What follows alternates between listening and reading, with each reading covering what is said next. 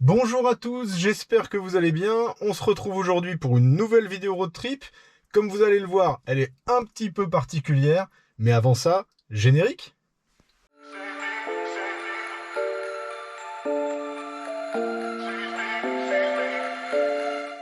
Alors en effet, vidéo un peu particulière aujourd'hui parce que je pense que vous l'avez déjà remarqué, on n'est pas dans l'Enyaq, on est dans un autre véhicule, toujours 100% électrique. J'imagine que certains d'entre vous l'auront reconnu. En fait, c'est un véhicule que nous avons à laisser pour le week-end, puisque si vous avez regardé ma dernière vidéo, on se pose la question en ce moment de notre changement de véhicule. Donc on profite de l'essai de ce véhicule qu'on a sur le week-end pour aller faire un tour au bord de mer. On vous emmène avec nous, et puis on va voir un petit peu comment ça se passe, et on va vous donner notre ressenti. Allez, à tout de suite. On se retrouve sur le trajet, c'est madame qui conduit. Alors madame, quelles sont les sensations au volant de cette voiture? Sensations,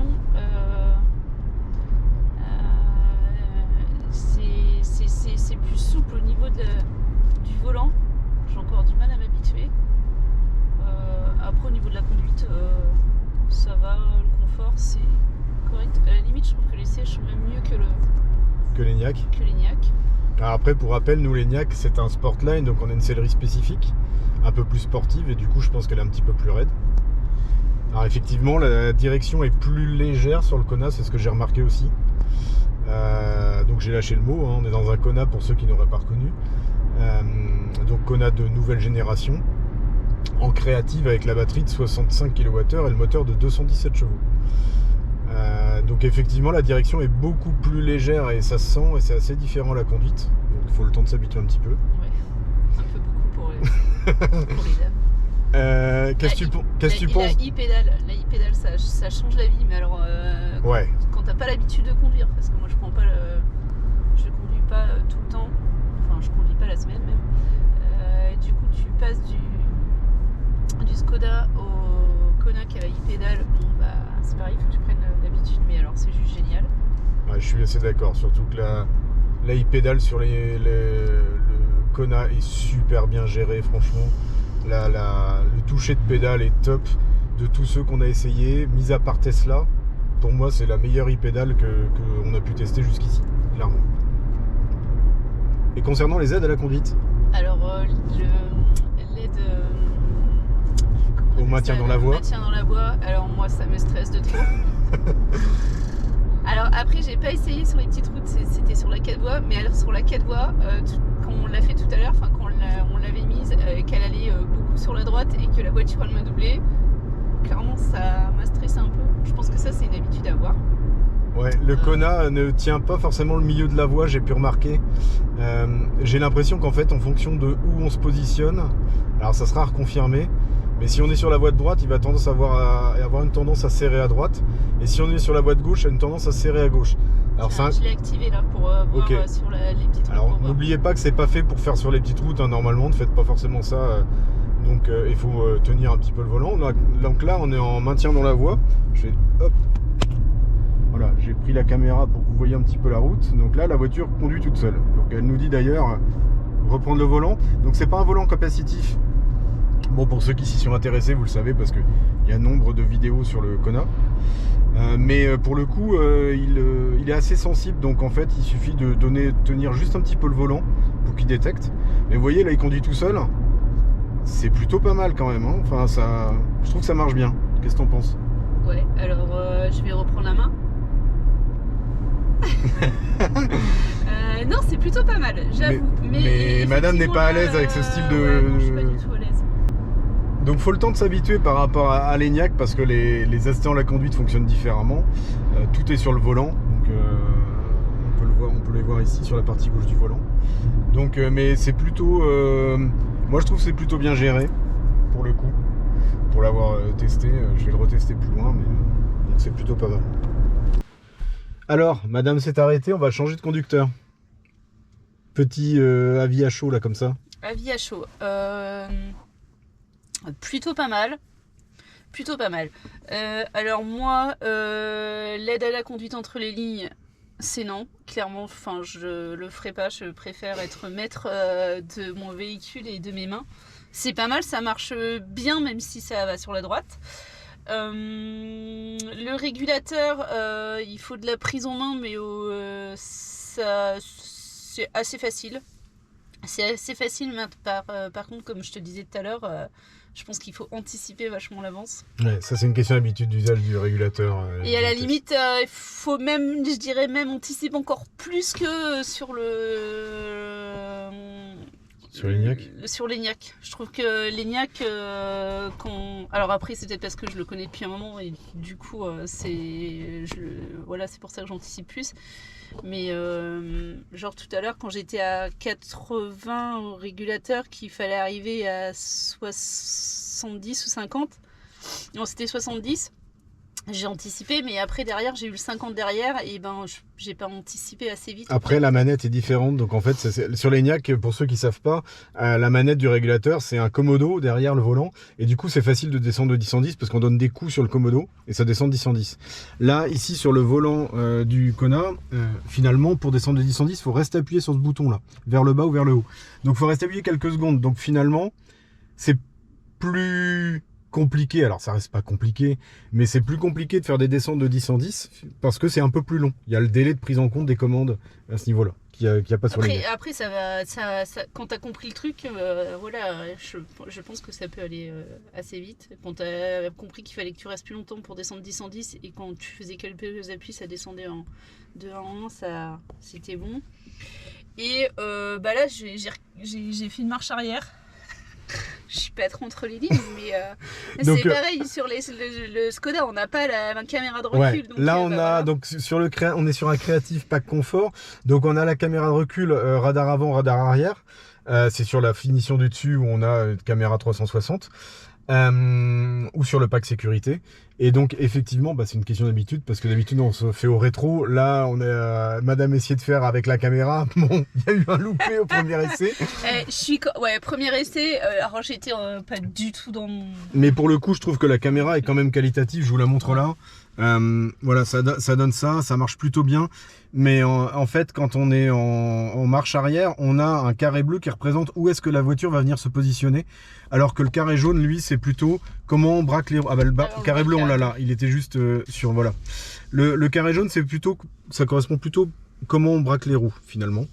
Donc, et puis la barre rouge, c'est la limite au niveau des capteurs de distance de sécurité. D'ailleurs, je vais aller voir exactement où si ouais, on va aller voir. Donc là, on est normalement à ras le trottoir.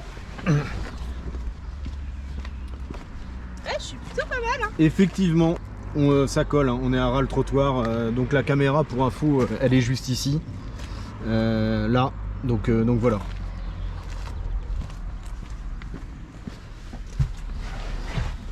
Hop, on repose dans la voiture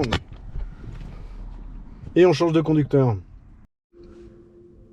Alors par contre, un truc assez marrant par rapport à l'ENIAC, je sais pas si vous l'entendez à la caméra, mais à l'arrêt, dès qu'on enclenche la marche avant ou la marche arrière, on a le bruit d'alerte piéton. Donc même quand on ne roule pas, alors sur l'ENIAC, on a le bruit que en mouvement. Sur le Kona, on l'a dès qu'on enclenche marche avant ou marche arrière. Donc c'est assez, c'est assez marrant, c'est pas gênant du tout, hein, il est assez fait dans la voiture, donc voilà. Donc on est reparti, on se retrouve un petit peu plus loin sur le trajet. Et voilà, on est arrivé à notre première destination, on est à Fort-la-Latte. Je vais vous prendre quelques petites vidéos et quelques petites photos pour ceux que ça intéresse. Juste un petit point trajet, on a fait 96 km et une conso plutôt intéressante ma foi. On est à 14,5 kWh, 1h37 de route. On a eu, je pense, un tiers de route en 4 voies. Le reste étant de la petite route. Donc la conso semble plutôt pas mal. Et puis la conduite est vraiment confortable pour le coup. On a pu voir la différence avec l'ENIAC, notamment côté suspension. On peut voir aussi que le châssis est beaucoup moins dynamique que sur l'ENIAC Sportline en tout cas. Donc ça c'est une différence qu'on peut ressentir. Donc si vous aimez la fermeté, le dynamisme, là on n'est pas à l'opposé mais presque. Et puis on est sur une traction, donc ça fait aussi une différence au ressenti de la route. Mais pour le coup ça reste quand même vraiment agréable à la conduite. Donc voilà pour cette première partie de trajet. On se retrouve tout à l'heure.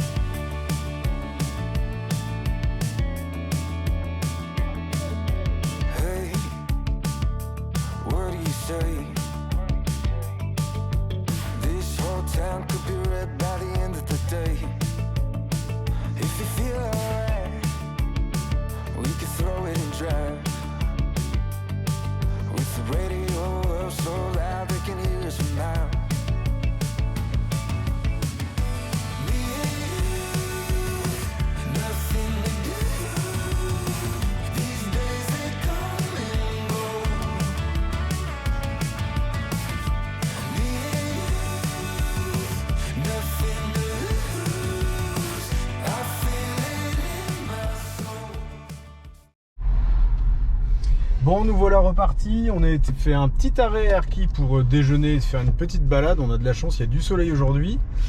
Direction la maison. Le ABRP nous dit qu'avec 58% de batterie au départ, on arrive avec 30%. Alors, je n'en ai pas parlé tout à l'heure, mais ABRP est toujours aussi pessimiste, même avec le Kona. On est arrivé tout à l'heure avec de mémoire 8% de plus que ce qu'il avait indiqué. Donc là, on va arriver, j'imagine, avec quelque chose comme 35%. On verra ce que ça dit. Bon, en tout cas, conduite toujours aussi agréable et fluide avec cette voiture. Alors, je vous reprends pour faire un point de fin de trajet. On est arrivé à la maison. Je vous ai mis le menu véhicule électrique pour vous montrer un petit peu, parce que je vais pas vous refaire une présentation du Kona parce qu'il y en a suffisamment sur YouTube, mais je trouve qu'il y a des petits trucs intéressants. Et dans le menu véhicule électrique notamment, on a tous les détails de la conso et du niveau de batterie, mais également par type de consommation électrique. Et donc vous voyez que là on vient de faire un trajet de 93 km quasiment en 1h15. Il y a une grosse partie de 4 voies, hein. Je pense qu'on est à plus de 70% de 4 voies. Et finalement, on a une conso de 14,7. Alors franchement, je trouve ça pas mal. On avait la ventile qui tournait. J'ai pas roulé en mode économie d'énergie. On était à 110, même un bon 110, parce que j'étais plus de 110 pour faire un 110 réel. Et du coup là je voulais vous montrer la consommation électrique. Et donc on a 89% de la consommation qui est liée à la conduite, 8% à la climatisation, donc c'était la ventile, 2% à l'électronique, donc ça c'est tout ce qui est radio et autres. Et là en fait on voit qu'on a 1% à la batterie. C'est parce que je viens juste d'activer le préconditionnement, puisque le Kona est équipé d'un préconditionnement, donc soit automatique quand vous programmez une station de recharge dans la navigation, dans le planificateur d'itinéraire, soit via ce petit bouton ici là dans le milieu de la partie véhicule électrique. Et notamment pourquoi je l'ai fait, parce que actuellement il nous indique que la batterie est à une température faible, ce qui veut dire qu'en fait la puissance de charge sera faible si on va sur un superchargeur. Et comme j'ai envie de vous faire un petit test avant de rendre le véhicule de charge, genre 20-80% ou chose comme ça sur un chargeur rapide, je viens d'activer le préconditionnement. Donc c'est ce qui vient de provoquer là cette conso, sachant qu'en plus je suis à l'arrêt, donc le pourcentage risque d'être plus élevé que la normale en roulant. Donc j'ai activé. Et ce qu'on peut voir aussi, chose intéressante sur le pare-brise, ici on a le niveau de batterie et on voit en fait qu'elle est en train de chauffer. Ici là, on a un petit logo qui montre qu'elle est en train de chauffer, donc il montre le préconditionnement. Donc voilà, bah écoutez, nous on est comme on vous l'a dit, hein, franchement c'est un véhicule qui est plutôt très agréable à conduire. Moi j'ai pas grand chose à lui reprocher. Alors il a un design assez clivant, l'intérieur également, il y a beaucoup de boutons contrairement à beaucoup de véhicules actuels qui sont full écran. Moi je vous avoue que c'est à l'usage, c'est plutôt confortable. Alors il n'a pas que des avantages, il a bien sûr aussi des défauts. Et notamment parmi ces petits défauts que nous on a relevés, il y a le fait que la e-pédale ne reste pas le niveau de régénération ne reste pas d'un redémarrage sur l'autre.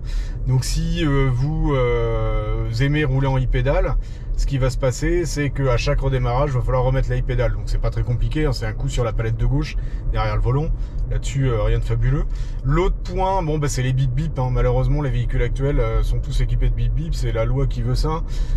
Et celui qui est le plus dérangeant finalement sur le Kona, c'est l'alerte de dépassement de vitesse, sachant que ça se base sur la lecture des panneaux. Et clairement, peut mieux faire sur la lecture des panneaux. Donc ce bip bip là c'est le plus gênant, et c'est celui que moi je désactive depuis que je l'ai là à chaque démarrage. Donc en fait on peut mettre des raccourcis sur le Kona. On a deux touches étoiles, une sur le volant, une sur le tableau de bord. Sur la touche étoile du tableau de bord, moi j'ai configuré un raccourci vers les assistants à la conduite, et vous allez dans limitation de vitesse et par défaut c'est ici, donc là ça fait des bip bip. Vous pouvez juste mettre des affichages ou complètement désactiver la lecture des panneaux et l'affichage des panneaux. Concernant les aides à la conduite, ça marche plutôt bien. Alors l'assistant de maintien dans la voie, il est clairement pas fait, donc la conduite qu'on appelle aussi semi-autonome de niveau 2. Pour rappel, c'est fait pour les 4 voies et l'autoroute, et pour l'avoir testé sur les routes telles que celle-ci ou plus petites, ça fonctionne, Mais le petit souci qu'il y a, et c'est là où il faut faire très très attention, être très attentif, de toute façon normalement on est censé conserver les mains sur le volant, c'est qu'il se déconnecte et il ne prévient pas. Donc si vous êtes en mode, vous testez et vous n'avez pas les mains sur le volant et qu'il prend une courbe et que tout d'un coup il se déconnecte, vous pouvez faire un tout droit. Donc ça c'est un point de vigilance. Attention si vous utilisez ce style d'assistant à la conduite en dehors des 4 voies nationales ou autoroute. Donc ça c'est un point que je voulais vous relever également. Un autre point qui m'a semblé étrange, je revaliderai ça avec la personne de la concession, mais les feux de croisement, donc les feux de croisement ne se mettent pas en route automatiquement lorsque les essuie-glaces fonctionnent. Et ça me paraît un peu bizarre. On a eu l'occasion d'avoir quelques petits déluges là, le long de la route. Donc les essuie-glaces se mettent en route de manière automatique, il n'y a pas de souci là-dessus. Mais les phares, rien du tout. J'ai vu qu'ils se mettaient en route de manière automatique la nuit. Donc là on est en phare auto, hein. Mais ils ne sont pas associés aux essuie-glaces. Et ça me paraît un petit peu curieux. Donc j'ai pas trouvé d'option à ce sujet-là dans l'infodivertissement. Donc c'est une chose que je revaliderai. Mais ça me paraît un petit peu étrange. C'est quelque chose qui est naturel sur plein de véhicules que j'ai déjà pu tester. Donc je vois pas pourquoi le Kona n'aurait pas ce style de fonctionnalité. Alors chose intéressante, et là pour le coup c'est pas mal, le conditionnement de la batterie vient de se couper tout seul et j'ai eu un message au tableau de bord me disant conditionnement de la batterie terminé. Et là maintenant on peut voir sur l'écran que la température de la batterie est adaptée pour une charge. Donc c'est génial. Donc moi je vais me rendre sur un superchargeur, IE Charge pas très loin, et puis je vais peut-être faire descendre la batterie, rouler pour faire descendre la batterie un petit peu en amont. Et je vous reprends sur place. Je vous reprends pour une info intéressante. Je viens d'arriver à 20% de batterie. Et ça y est, la voiture me... Bon, alors je suis remonté à 21 parce que j'ai eu un petit peu de régène. La voiture nous met une alerte de batterie faible. Donc on n'a pas de mode tortue, on a encore la puissance et autres. Mais sachez que du coup, sur un Kona, à 20% de batterie, on a une alerte disant voilà, rendez-vous vers une station à proximité pour aller recharger. Donc là j'ai une autonomie de 76 km. Alors je vous explique pourquoi. C'est que là j'ai un peu joué et puis j'étais en mode sport pour user un peu la batterie pour pouvoir arriver assez bas à la station de recharge. Forcément on peut bien sûr avoir des autonomies plus importantes que 80 km avec 20% de batterie sur ce Kona. Donc là je vais pas tarder à arriver au chargeur. J'espère qu'il y aura de la place, sinon je vais attendre un petit peu et puis je vous reprends sur place. Donc je vous reprends, on est en train de charger. Je vous ai fait quelques photos du lancement. Donc on a démarré la charge à 93 kW. Donc là ça se maintient, on est même à 94 kW. Je suis arrivé, comme vous avez pu le voir sur les photos, à 20%. Donc là on est à 28%. Globalement, d'après ce que dit la voiture, il faut compter un 35 minutes pour faire un 20% 80. Donc on va voir exactement ce que ça dit. On verra sur la synthèse de IE Charge une fois la charge terminée. Alors je vous reprends en cours de charge pour faire un point. Je suis assez impressionné par la courbe de charge parce que on est arrivé tout à l'heure, on chargeait à environ 93 kW, on était à 20% et en fait la puissance n'a cessé d'augmenter et là on est au pic de ce qu'est donné le Kona et on est à 102 kW alors qu'on a déjà 58% de batterie. Donc là ça fait 17 minutes qu'on charge, on a repris 38% de batterie et on est toujours quasiment à la puissance maximum. Donc je m'attends à ce qu'à partir de 60% ça chute. On va voir ça dans quelques instants.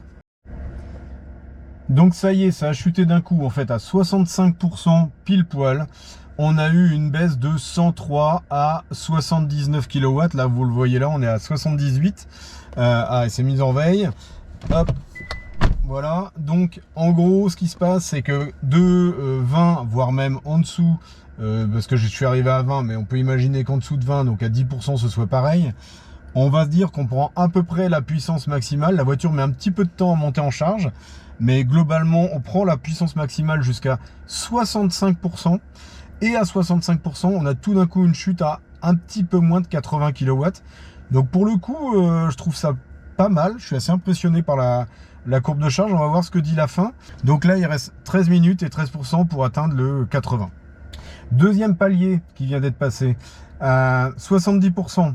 À 70%, on chute encore. Et pour tomber, là, vous le voyez, à 47 kW. Donc là, on tombe assez bas. On retombe sur les puissances que j'ai avec l'ENIAC, avec son bridage à 50 kW. Ce qui explique les 10 dernières minutes pour les 9%. Ce qui me fait dire avec ce véhicule que pour optimiser le temps de charge, à mon avis, ce qu'il faut faire, c'est genre du 10-70%. Si vous faites un 10-70% avec le Kona, vous allez vous retrouver vraiment avec des temps de charge courts, puisque là, si je regarde ce que me dit en direct IE Charge, ça fait 24 minutes qu'on charge. Donc à mon avis, sur un 10-70, vous pouvez le faire en moins d'une demi-heure. Donc on peut se dire qu'un 10-70 peut se faire en moins d'une demi-heure. Et du coup, c'est vraiment honnête. Mais on voit bien que passer le 70%, bah, on a une chute de puissance. Donc on se retrouve à la fin de la charge à 80% pour voir la synthèse globale de la charge. Donc on se retrouve à la fin de la charge. Je vais vous mettre en incrustation les données de la borne IE Charge. Globalement, on a fait un 20-80 en 32 minutes, donc un petit peu moins que ce qu'avait indiqué la voiture. C'est plutôt pas mal. Je pense clairement, vu la courbe de charge qu'on a, qu'il faut mieux faire un 10-70 parce que ça va permettre d'optimiser beaucoup plus la charge. Ça pourra se faire en moins de 30 minutes sur un 10-70. Voilà pour les données de recharge et pour notre petite balade au bord de mer. J'espère que cette vidéo vous a plu et vous a été utile. Si c'est le cas, n'hésitez pas à la liker et aussi à mettre un petit commentaire. Moi, sur ces bonnes paroles, je vous dis à bientôt. Allez, bisous!